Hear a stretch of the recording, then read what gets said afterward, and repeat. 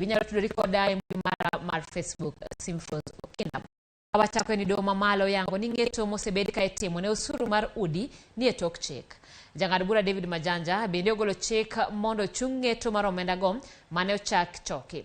Bura no nochwale Doho kod Seneta Mabusia Okiya Mtata gi jomoko auchiel wayudane mathoth kowuok e Doho kaka ne odhi nyime. Find that the introduction of the housing levy amendment to Section 84 lacks a comprehensive legal framework in violation of Article 10, 201, 2010 of the Constitution.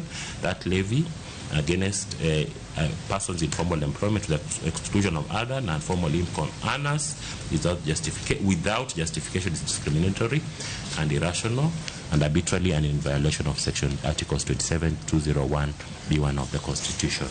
And flowing from those findings, we find as follows that, and these are our declarations, Section 76 to 78 of the Finance Act, amending Section 7 of the Roads Board Act, 87, amending Section 28 of the Unclaimed Assets Act, Section 88 and 89, repealing Section 29 of the Statutory Instruments Act, are unconstitutional, null and void.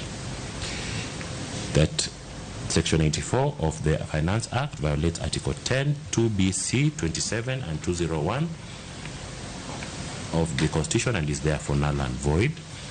That an order is granted prohibiting the respondents from collecting, charging or otherwise the charge known as the Affordable Housing Act on the basis of the Section 84, and all prayers on the consolidated petition not specifically granted are dismissed, and this being a matter of public interest litigation, each party shall bear its own.